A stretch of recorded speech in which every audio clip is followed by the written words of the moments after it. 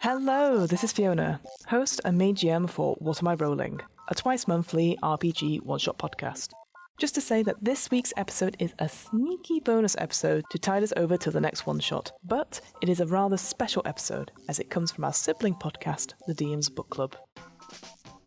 Now, in case you've been living under an RPG rock for the last couple of months, the DM's Book Club is my other podcast. It is a weekly book club podcast where we read about some Dungeons & Dragons and discuss how we might include it in our role-playing campaigns.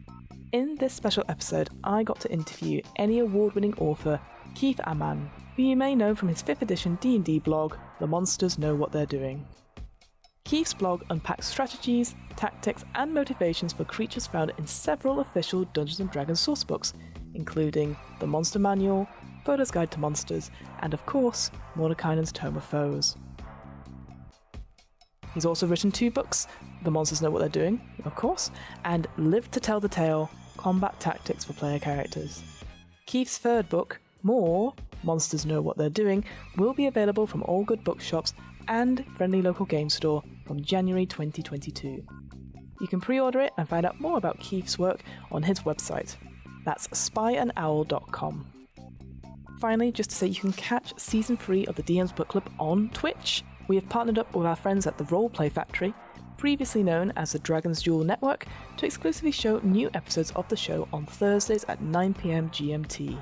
The Twitch link for that is just simply www.twitch.tv/dragons_duel.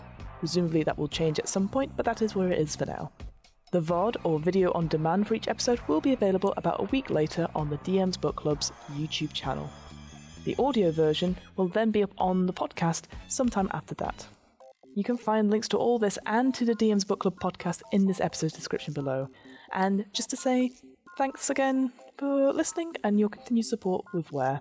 I know it's been a hard couple of months and we're still in the thick of it, but I appreciate every single one of you, and I hope you're still enjoying RPGs and storytelling. Thanks again, much love, bye!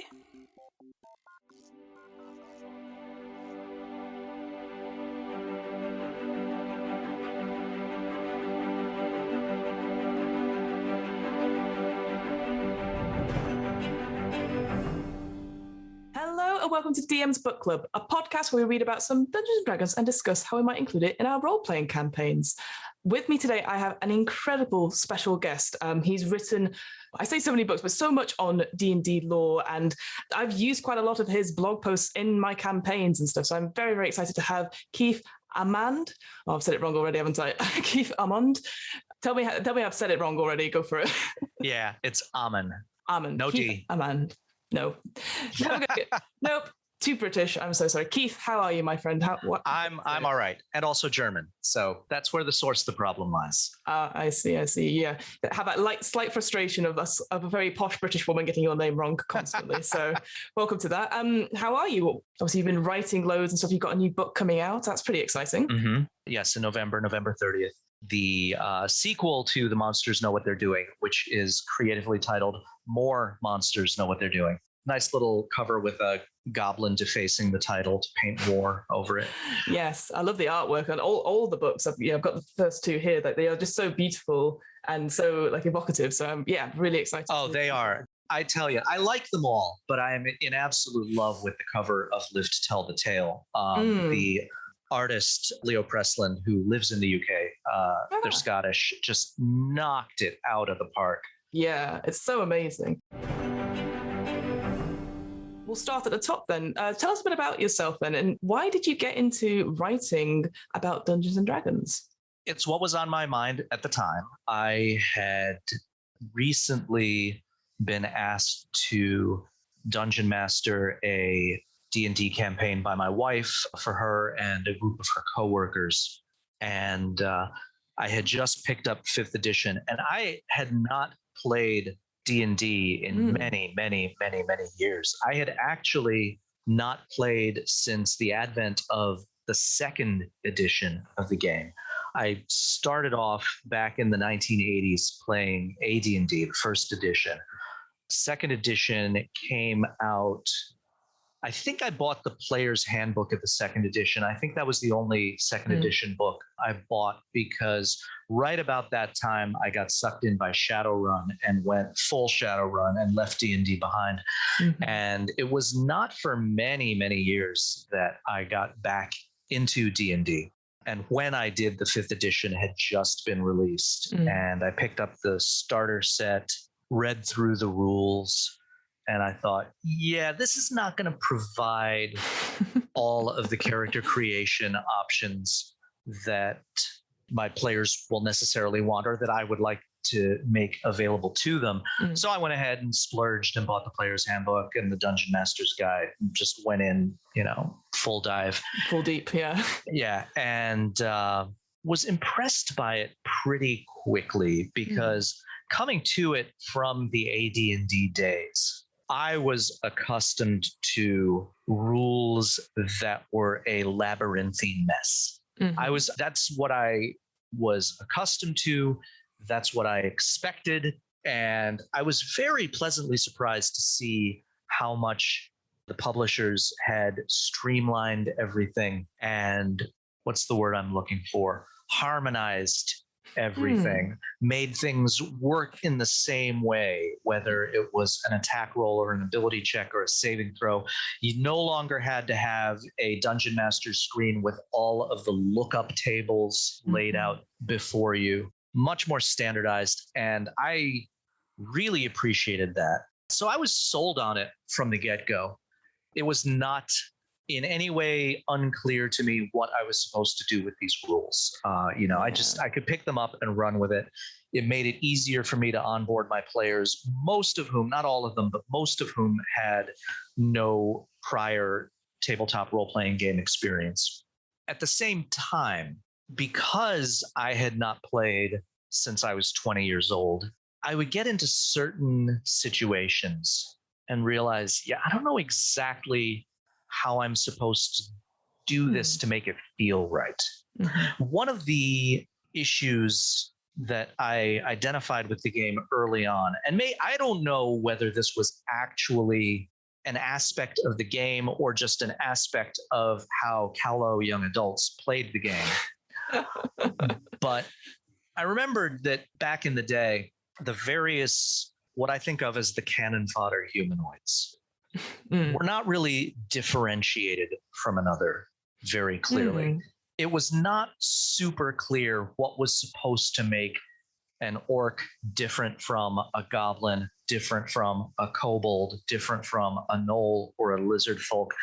They looked different. They were different sizes, but ultimately, what was different about them that would make the experience of encountering one feel different from the experience of encountering another? That wasn't super clear. And I started thinking, this is really something I care about. And I want to figure out how to make these encounters feel distinct from one another. And I was filled with a desire to get it right, to say, okay, what is fighting a goblin supposed to feel like?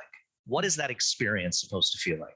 And about the same time, I was feeling pretty strongly like I needed to start writing again, because I had worked for a decade as a writer and a copy editor, and the bottom had kind of fallen out of publishing.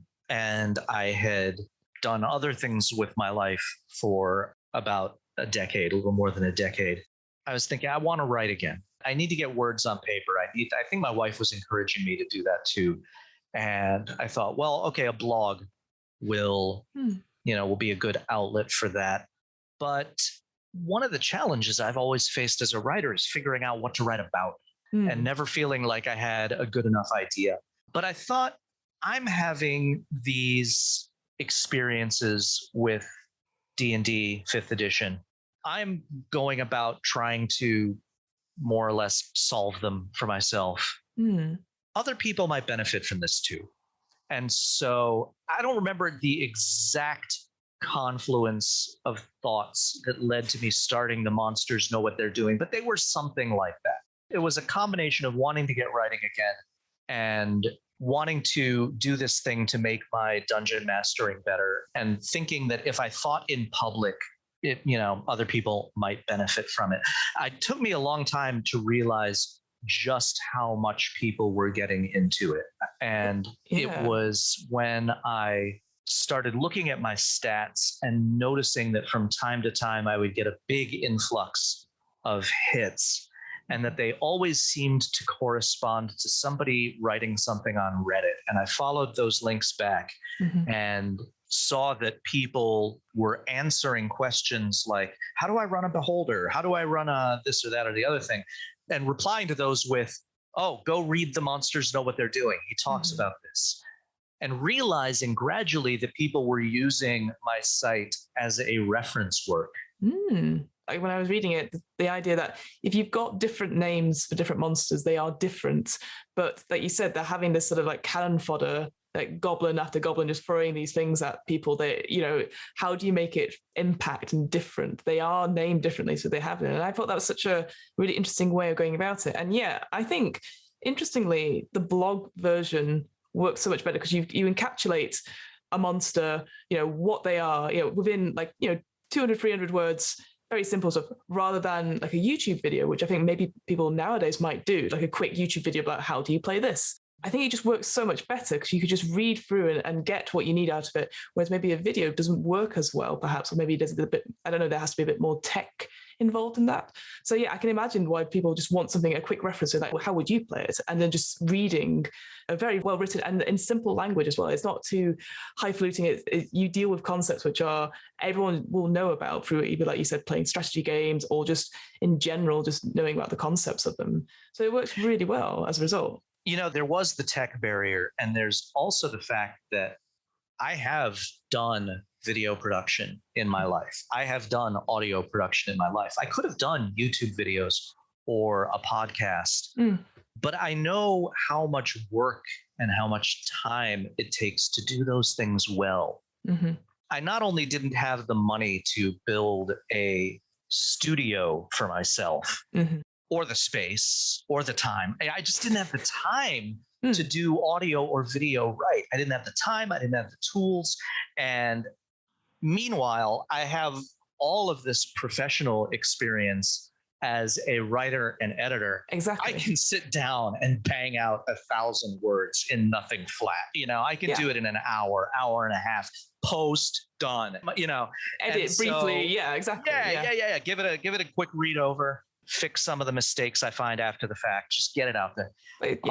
I can churn out written content a lot faster than I can make video or audio content worth watching or listening to. And so that was my natural medium there. And it's kind of funny. I think I hit blogs at that sweet moment just before blogs were kind of ending.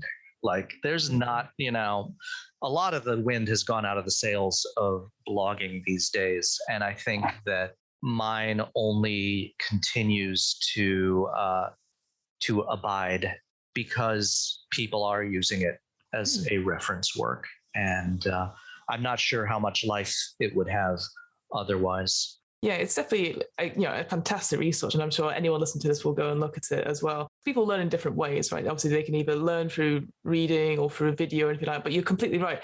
The cost value in terms of time rather than resources, I think, just to come up with stuff. But you could easily take your post and making that into a script, and something to say to camera, something you could, obviously nowadays when you have stuff like Zoom and stuff, it's very easy to capture and to edit and stuff, but it's just so interesting. I could totally do that. And if I were starting today, I might very well have to do it that way. Just to get any audience at all. But on the flip side, I don't think that it could really have become the phenomenon that it became if I did it that way. Agreed. Like I love the guys behind WebDM, Jim and Pruitt. They have so many good observations. I love their style. I love their approach. I have watched maybe 6 or 7 of their hundreds of videos, and you don't have time. You don't have time to watch it. I totally it. admire Dale Kingsmill. She recorded the best treatment of Thieves' Cant I've ever seen, period. If you've ever wondered what to do with Thieves' Cant in your game, Google Dale Kingsmill. She spells it Dael. Thieves Can't, and just be treated to some of the most brilliant ideas of your life. But I don't find myself going back and searching to see what she said about other things. The flip side of the fact that it takes so much time and effort to produce a good podcast or a good video is that it also takes time to listen to a podcast or watch a video. Podcasts are great if you're commuting and you're stuck in your car or on the train. But if you are living a busy life and you don't have that commute, when you can just receive information through this channel that you're otherwise not using, it is really hard to find the time to get that information through video or audio. The Facebook-driven pivot to video was not only murder on print, but just murder on information consumption in general, because you can read 1,000 words in 5 minutes, but it takes a lot more than 5 minutes to say 1,000 words. Exactly. Yeah, it's different scale. And I completely agree. I think since during obviously the pandemic here, my listening of podcasts has dropped right down. And I think there's a factoid that people can only keep 7 podcasts in their repertoire, and any beyond that you drop them if they're not updating or there's too many of them or like that. So you have all those variables as well. But you're right, I think the biggest thing and is that's searching. Assuming you have a commute. I have no commute. I have 0 podcasts in my repertoire. Well, there you go. Because sorry, I'm here on a podcast dissing podcasts. I'm not dissing podcasts. Podcasts are great. I personally don't have time to listen. You don't have time. But I think the key thing, we're both agreeing on this really, is that searching, like you said, you type into Google or into Reddit, you ask, and then you can find it. You can search the text. It's very hard to search a video or to a podcast, I find. You cannot skim a podcast. You cannot skim a video. Exactly. You can skim text for the bit you need. So when you go about creating one of your entries, so if you've got a new monster to analyze and stuff, where do you kind of start? What are sort of the key elements you look at first? Well, to plug my upcoming book, More Monsters Know What They're Doing, I am actually going to include an introductory section on that very thing. I gave a somewhat specific, but not super specific breakdown of it at the beginning of The Monsters Know What They're Doing, the book, which is adapted from the Why These Tactics page on the blog. But in More Monsters, I go into more depth about it, and it's more step by step. Essentially, I just work my way through the stat block, starting at the top. And the armor class, hit points, these have to do with at what point do monsters decide whether to stay in the fight or flee, surrender, what have you. How much do they care about opportunity attacks? Alignment, what is their initial attitude? Are they hostile, indifferent, friendly? The ability scores give a sense of their character in terms of combat, their combat style, their combat role, whether they prefer to use tooth and claw and blade or cast spells, whether they are going to plunge into melee engagement or try to avoid it, dart in and out, or shoot from a distance. Senses, if they can see in the dark and you can't, they're going to attack you at night because that's when things are better for them and worse for you, and so forth. And just working my way down through the stat block, looking for synergies, looking for combinations, looking for anything that gives a sense of the style or flavor of fighting this creature. For example, goblins, first entry on the blog, first entry in The Monsters Know What They're Doing, the book. Nimble escape is central to running goblins, because nimble escape is the feature that tells you they can hit and run and hide, and gives them a mechanical way to accomplish that. And that tells you a few things. It allows disengaging or hiding as a bonus action. So it means if they shoot at you and then hide as a bonus action, you don't know where they are in between turns. So you lose your turn and then they get another one. It means that if they are in melee and they don't want to be in melee anymore, they can disengage and get out of it. So these are creatures that don't really want to be in melee. They have a short sword, but they're never going to use it unless they're in close quarters or they have to. That also, the fact that their dexterity is going to be their primary offensive ability and not their strength. That also tells you that they are not looking for a toe-to-toe fight. They're slippery. And so fighting goblins should be slippery. And this is a big contrast from AD&D. One time, out of just curiosity, I went back to the AD&D monster manual and said, what do they say about goblins? Did they have nimble escape all those years ago and I just didn't know about it? No, they didn't actually have any of that. In the original monster manual, the thing that most characterized goblins was the fact that they like to take slaves. Charming. Yeah. Not at all a guide to like how they might behave tactically. Not all that tasteful either, as can be said of a lot of things from AD&D when you go back and look at them. So you talked a bit about alignments there as well. I know it features quite a bit in sort of the monsters know what they're doing in general, sort of like as an attitude, you sort of said.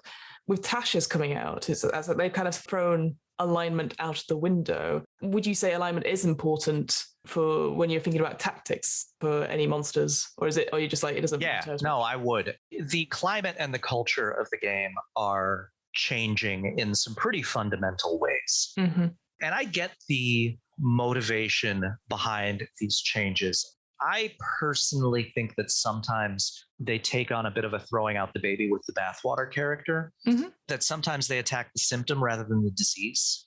In the case of alignment, why even use a word like alignment to describe what we're talking about when we talk about alignment?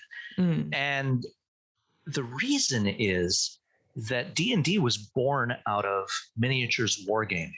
The role-playing came later. Originally, it was a miniatures combat game, and alignment referred to which side you were aligned with. Which side are you fighting on? This is a battle of good versus evil. Which forces are on the good side? Which forces are on the evil side? Alignment tells you elves in a battle of good versus evil will fight on the good side, but in a battle of law versus chaos, will fight on the chaos side. Druids are neutral. What does that mean? Well, later on, it evolved into this notion of the balance of all things in the natural world, maintaining that delicate equilibrium. What it meant in the beginning was if you have a battle of good versus evil or a battle of law versus chaos, your druid's like, nope, I'm out. Yeah. You can do this yourselves. This is not my... I'm good. I have no dog in this fight. Yeah. The first time I remember seeing it was in second edition. Alignment became a description of personal morality and psychology. Probably because people weren't fighting those pitched battles with the lines clearly drawn anymore. They were playing individual player characters who might be lawful neutral or chaotic good or whatever. And okay, so what does this mean for my character as a person? Lawful neutral is the very orderly functionary bureaucrat who wants to follow all the rules to the letter and so forth. It's okay. Chaotic good is your rebel, your revolutionary, your iconoclast. Sure, nothing wrong with that. Actually, that's kind of cool because what you value and how you think are closely intertwined and are going to influence who and what you're willing to fight for.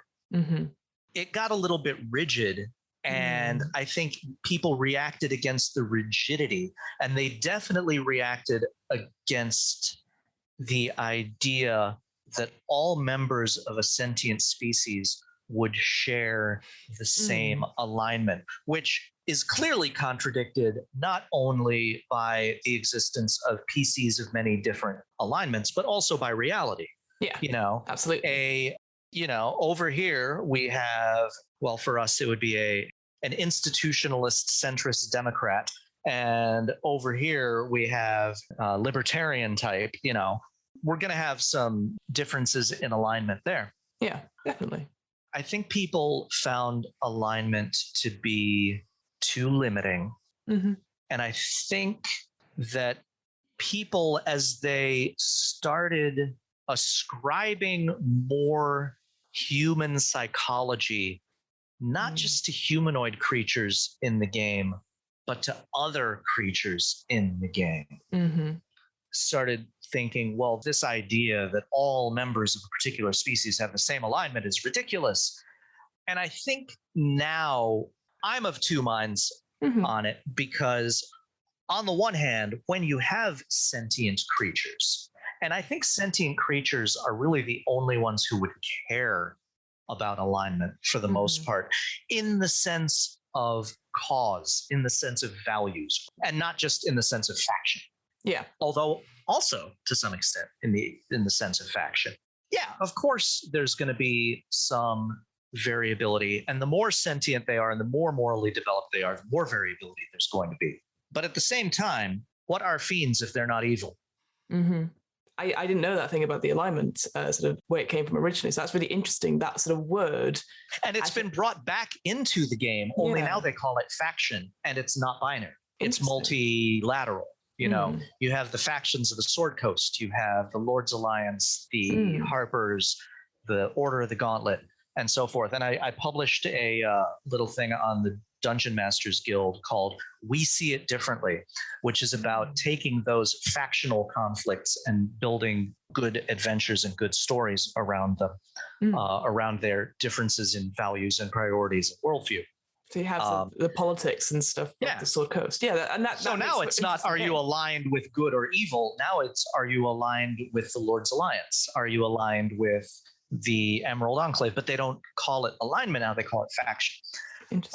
But I think that alignment makes an interesting proxy for things like attitude in a social interaction encounter, because for a long time, I personally have equated good and evil with being other-centered and generally free of neurosis, and being violently self-centered and carrying tons of neurosis and acting out on it in ways that harm others. I don't think that needs to be thrown out. No, I completely agree with that.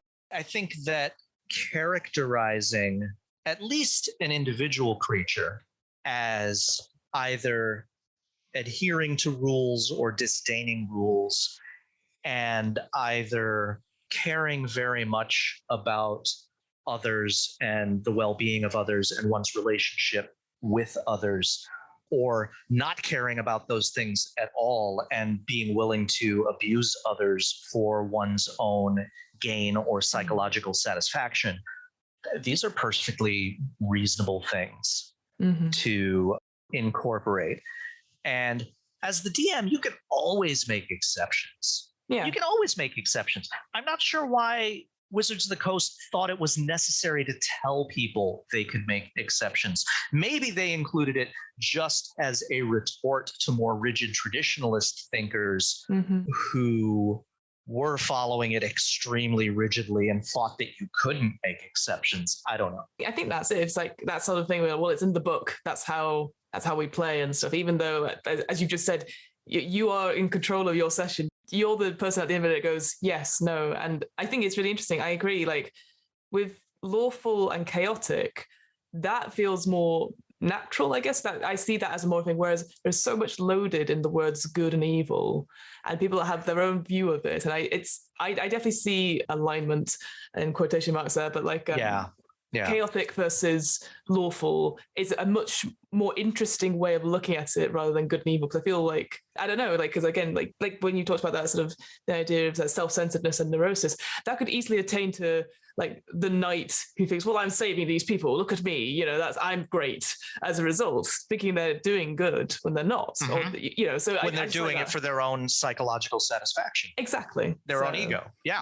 They're not necessarily really good. They're probably more neutral. Yeah, exactly. Maybe even evil if they're burning down the village in order to save it. Yeah. The moral psychologist Jonathan Haidt came up with his schema of what values people elevate. And he had the justice and fairness axis, the care harm axis, in-group loyalty, deference to authority, and sanctity and purity, and was arguing for a long time that liberals tended to elevate fairness and justice and care and harm over all of the others, to care very much about those two and not particularly care about in-group loyalty, deference to authority, purity, sanctity, whereas conservatives tended to hold up all five. I think a lot of what we've seen in the last 10 years or so since he came out with that proposition have shown that a lot of self-styled conservatives, maybe true conservatives, hold all five in equal regard. A lot of self-styled conservatives who are really reactionaries care about fairness and justice and care and harm only within their own in-group and not at all outside that group. And so really are much more fixated on purity, sanctity, deference to authority, and in-group loyalty. Given my attitudes toward being other-centered, you can kind of guess where I'm likely to draw some of these lines. But like deference to authority, I think, is probably less a good evil trait and more of a law chaos trait. I think so too. But I think fairness and kindness are definitely good evil traits. I'm going to plant my flag there. I think they are good evil traits. And if you are perpetrating injustice and perpetrating harm in the world, whatever your justification, you cannot call yourself good aligned. Yeah, agreed. That was a bit of a tangent. Oh, thank you. I appreciate it. But I think it's interesting because that is kind of like the topic of the moment, isn't it? Like this whole idea of like, not attributing negative things to previously sort of seen. All that sort of thing. But I think it's interesting. And some of it's astonishing how much of that actually did still make it into 5th edition. Yes. The one that just leaped out at me and made me wonder how in the world did this make it to print are the characterizations of half-orcs in the player's handbook and orcs in the monster manual and in Volos. Yeah. It does not require a great deal of sensitivity to language to see just how blatantly these are derived from existing real world racist stereotypes. And I've been kind of on a personal mission to recharacterize orcs as very misunderstood by other folk for about 30 years, so I do not need to be persuaded that D&D needs to take a new view toward how it characterizes, I will say races because it's the in-game term, but actually I think calling it race was one of the biggest mistakes D&D made in the very first place. It is such a fundamental mistake because it leads to countless errors in thinking, because it makes people think of D&D race in the same terms as real world race, which is a fiction, a social construct enforced by law and culture. But, so there's now this very strong push against bioessentialism, which is just a tiny, tiny bit off the mark. I think that's a fair comment. It's not wrong to oppose bioessentialism, but certain things are being identified as bioessentialist. And I'm like, oh, are they? Because the differences in human races are based on lies.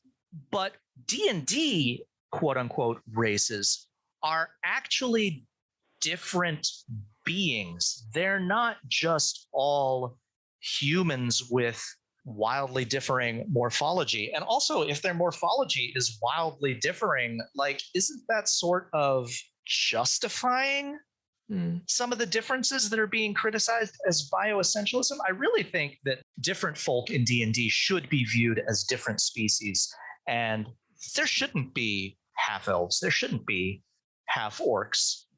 I mean, those are only in the game because of Tolkien. But Tolkien himself is criticized as introducing a lot of the problematic elements that plague the game now, like the characterizations of orcs, which Jane Mendes Hodes correctly points out as being rooted in some really ugly anti-Asian stereotypes. And, now in 5th edition, we have some of those ugly anti-Asian stereotypes being mixed with some very ugly anti-Black stereotypes. And it's like, okay, that is clearly racist.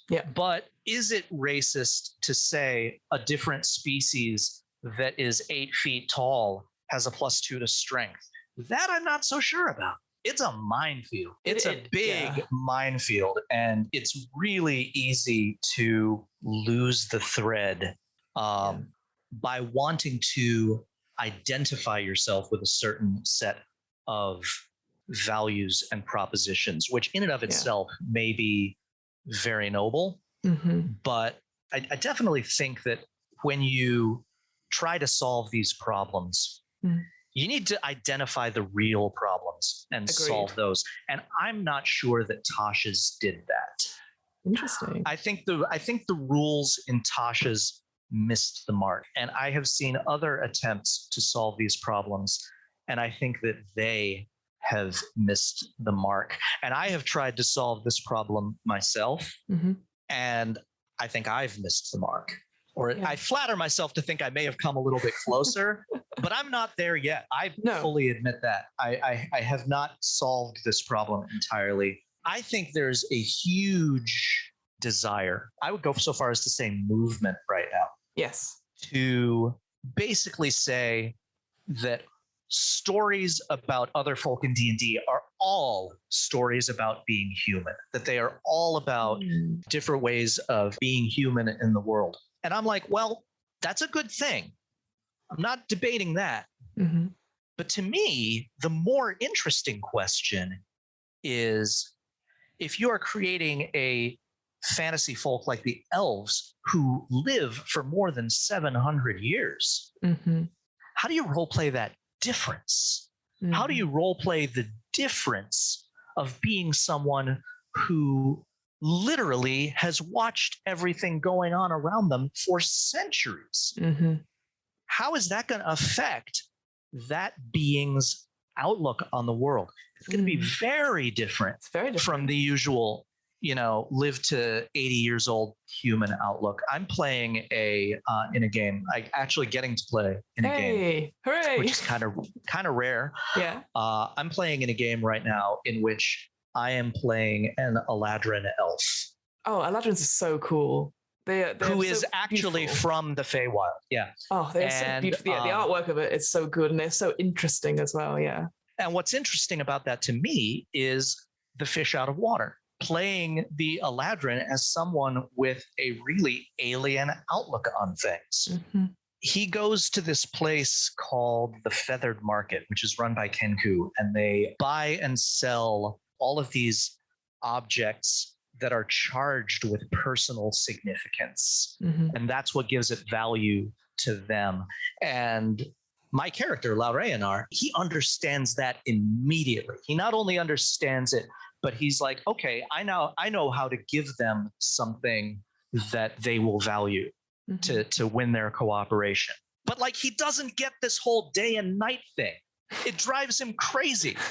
It's like, it's day, then it's night, then it's day, then it's night. Make up your mind. And it's like this, it's just so repetitive. It's like, you got this many hours, then this many hours, then this many hours. And he's just like, doesn't this drive you crazy? It's like somebody banging on a pot relentlessly. It's just boom, boom, boom, boom.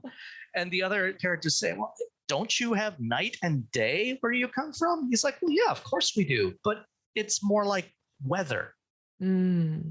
So those are the things that I find really interesting to explore. How can this essentially alien creature among these other player characters make common cause with them?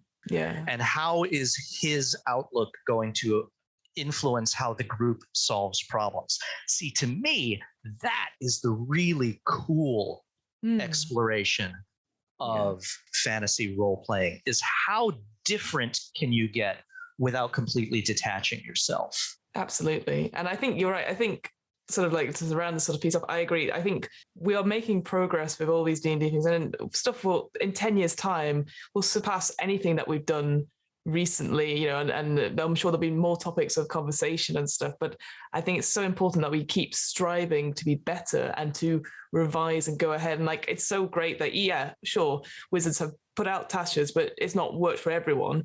And that you said you've done your own stuff, and there are other people, and we're all trying. Everyone is trying. And I think that's so important, because sometimes people they just go, I just need the book, you know, and that's how they play their games. Like, I just have what's in the book. They don't want to make it better, even if they're aware that some of it is broken or anything like that, or it's not great, as you sort of said. So I think it's so interesting how there's almost like and I've said this before on the podcast, it's like, you said, there's this obviously the call to be like, we need to be better, and demanding that from Wizards to an extent, which I think is true, but also I think it comes from ourselves. And I do think the books do empower us to do that, but I think then we need to go out and make it happen in our games. And like you said, like, do the research, make our own stuff, and try and be willing to fail. Because if you don't, you will never learn. And I think there's that worry about, like, if you don't try these things, I don't know, you don't learn. And that's such an important thing about all RPG systems, I think, is the willingness to try something or make something different and try it, whether it is about, like you said, races or ancestry or lineage or any of these things. It's about revising it constantly. And I think some people don't want to do that work. And I understand that. I think there's no question that there is quite a bit of stuff here that needs to be fixed. Yeah. And at the same time, I don't think that anyone has yet arrived at the final answer about the right way to fix them. And I don't think they'll ever will, to be honest.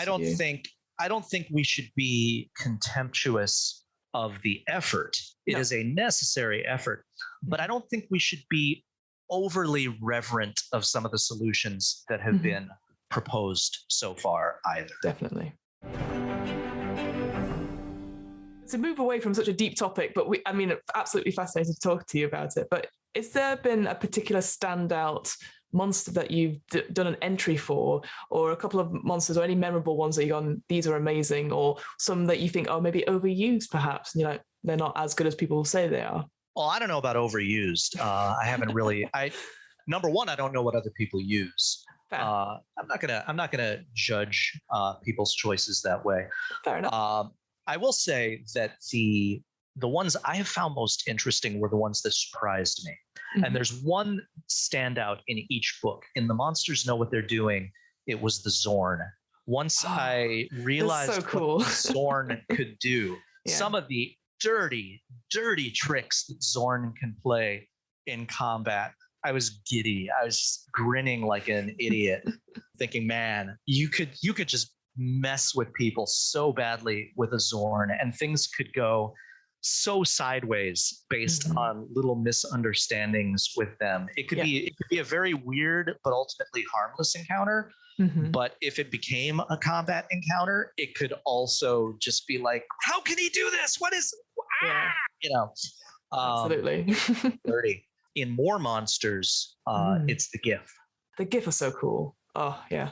The thing that really intrigues me about the GIF is they just have an odd build. You know, sometimes there are stat blocks that all point toward one thing, to the extent that there is only one particular, almost mechanistic sequence that you want to follow with these monsters. But then there are ones that have internal contradictions, like the Balhannoth has some internal contradictions. Oh, I forget exactly which one it is, but like one of the Dwergar that's a psionic shock attacker has some weird internal contradictions that make it a little bit hard to figure out what you're supposed to do with that monster. The GIF have some of that internal tension that makes them fight differently on offense than they do on defense. They've got two different modes. A group of GIF defending a location are going to behave differently from a group of GIF charging a location. And I thought that difference was really neat. Trying to figure out, okay, so here's a monster species, a creature type, that based on its ability scores, you would expect it to be a melee attacker. Yeah. But they use guns. Okay, how does that work? How does it make sense for them to use guns when a lot of their stat block points to having them fight in melee? Solving that problem was interesting and a lot of fun for me. Yeah, we've done an episode on the GIF and obviously the whole history of the GIF-Zari and the GIF-Yankee and how. Oh, no, not the GIF, not the GIF. The GIF, the hippo heads. The hippos, right? Yes, I understand now. Yes, they are incredible.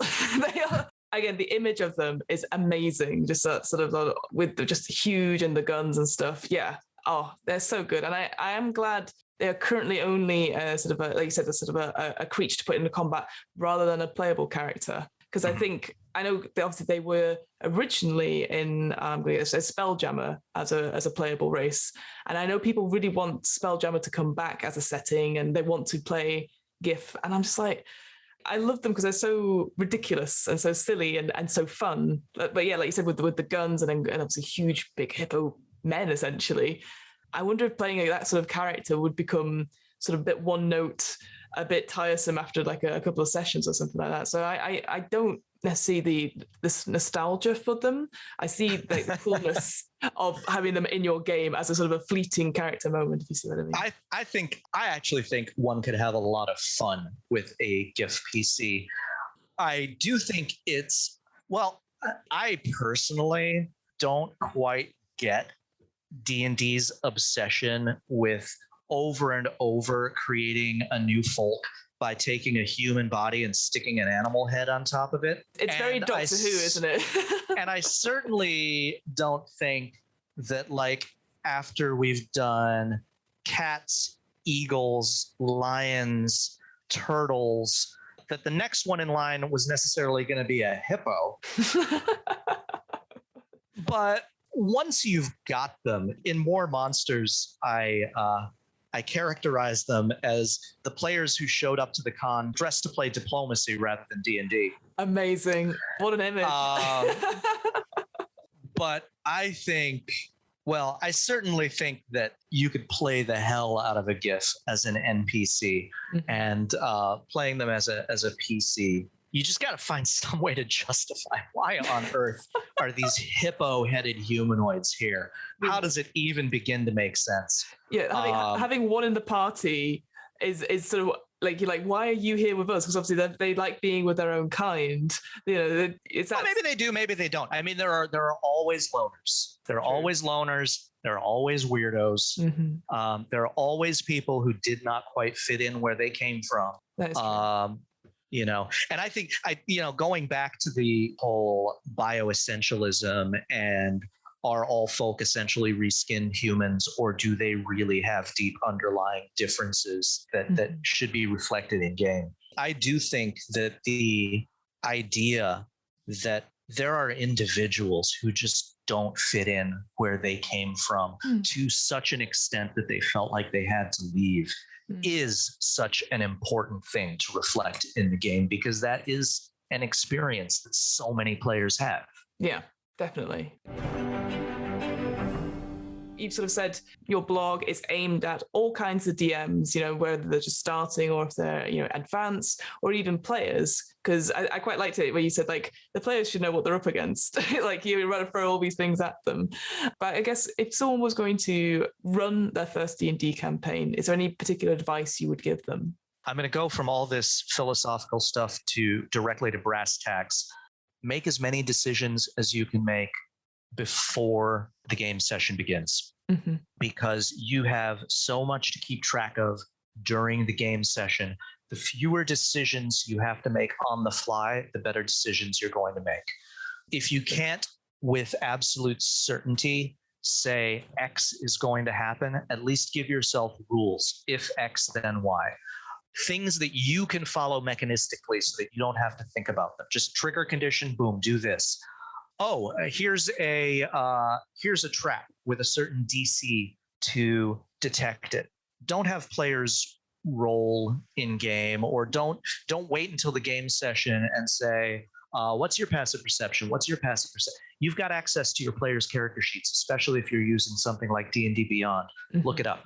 Yeah. Know your players' characters' passive perceptions. Oh, Tola's got observant. She's got a passive perception of 22. She just notices the DC 20 trap. Know that before the game. And then in the game, you just say, hey, Tola, you look over here, and this is what you see. Mm-hmm. I am a big, big, big fan of Mike Shea's Return of the Lazy Dungeon Master. Mm. And what I like best about it is that it really focuses your attention on the kind of prep that is going to pay off the most in the game session. Mm-hmm. But that being said, there are certain things that I prep for and that I would advocate prepping for that he doesn't. And this mechanical stuff is one of them. If there's an if-then condition and it is possible for you to know the result of that condition before the game starts, do it yourself. Don't wait until the moment, because that's another thing you have to keep track of.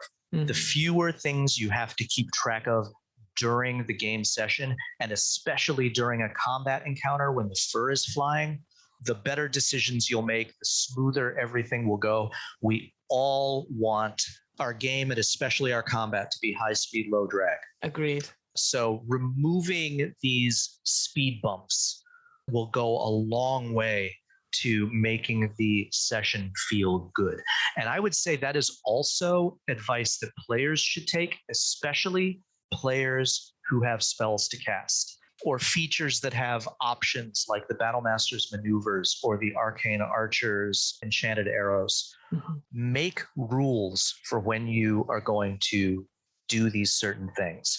If you are playing a wizard and you've got a thick spell book, okay, you've got all these spells, know when you should cast each spell. What situation is this one right for? Lots of small, low hit point monsters or a crowd of commoners that you need to clear out of the way. That's what sleep is for. If that is not your situation, don't even look at sleep. Don't consider it. It is not relevant to this situation. You do not need to ask yourself, should I cast sleep now? Just nope. Maybe group your spells according to the kinds of applications that you have for them. I'm not a great chess player, but I do play chess. Uh-huh. There's a very, very good instructional writer named Dan Heisman who gave me the single most valuable tool in my entire chess playing toolkit, which is a heuristic for thinking about your move on each turn. And it's basically the first thing you should do is, can my opponent give me check? Can my opponent capture anything of mine or unleash a tactic on me, a tactical combination? If the answer to any of those three things is yes, I do not have the full freedom to do what I wanted to do on this move. I have to address the threat first, and I can only consider moves that address that threat. Any other move I might consider is irrelevant to the situation. It's asking for trouble. I have to look for something that blocks the check. I have to look for something that prevents the capture, or maybe that allows me to exchange pieces and come out ahead. So the moves you're thinking about in chess are referred to as candidate moves. A move that does not solve one of these immediate problems should not be a candidate move. You can just disregard it. It's not important right now. Do not waste time thinking about it. The same thing applies to spells or maneuvers or what have you in combat that don't apply to the situation you are in combat. Disregard. Don't waste time considering them, because you're not just wasting your time, you're wasting the time of your fellow players and your dungeon master. I really like that. I like that you said, like, because my always thing is like, know what your spells are, but actually grouping them into situational things. I think that's so clever. And I like, obviously we play with the rule that when you level up, you can switch out certain spells if you want as other things. So I think that's really interesting, because you could be, in the middle of a big campaign arc, but half your spells aren't useful. But obviously talking to your DM about it, you could do it. But yeah, I think that's so clever. obvious, I guess, but some people just obviously roll up to the game and get into it, but actually thinking about it and making those smart moves, certainly when you get up to higher levels, when you're into your level 15 plus combat, where it matters, you have to have a game plan per se, because it's world-ending combat. So yeah, fantastic. Really, really. Yeah, write yourself a little playbook on an index card, or get one of those paper field notes notebooks. And especially if you are a spellcaster with a spell book, like this is your spell book. This is the player's spell book. This tells you what the applications of each of your spells are for your own reference. Take a little time to do that, because I see that and all the advice I give in Live to Tell the Tale as a way of role-playing your character's competence and their understanding of their role in the party and what they do as a member of their class. There are a lot of people out there who see combat and role-playing as polar opposites on a spectrum. I don't want to think about combat because I'm a role player. Well, your character engages in combat for a living, at least part of the time. Role-playing them as an individual who engages in combat, in part, entails thinking about combat the way they would think about combat. Are they just stumbling blindly through the world, swinging randomly, casting spells willy-nilly without regard for whether they'll be successful or not? No, they are in a dangerous profession. They're trying not to get cacked off. They are very concerned with how they can do what they need to do in order to not die. Exactly. And, combat is do or die. So knowing how your character does is part of understanding that character. It's every bit as much a part of understanding that character as knowing their favorite food or the name of the romantic rival who they have a grudge against or whatever.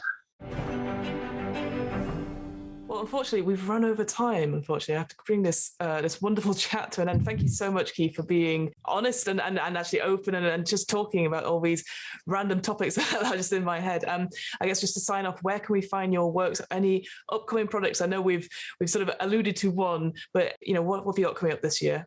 My books are published by Saga Press, which is a trade publisher. It's an imprint of Simon & Schuster. So my books are The Monsters Know What They're Doing, Combat Tactics for Dungeon Masters, Live to Tell the Tale, Combat Tactics for Player Characters, the upcoming More Monsters Know What They're Doing, and I'm working on a book titled How to Defend Your Lair. Oh, amazing. And all of these are available at trade bookstores, independent bookstores. I guess in the UK, it'd be Waterstones, Amazon UK. I have a few titles on the Dungeon Masters Guild. Just search for my name. If you want to buy through your local game store and they don't have a relationship with a book distributor, they can order wholesale through Simon & Schuster distribution. Amazing. Thank you so much for coming on and talking to me about all this stuff, Keith. I really, really appreciate it. And thank you for inviting me. No worries. Thank you. Thank you very much.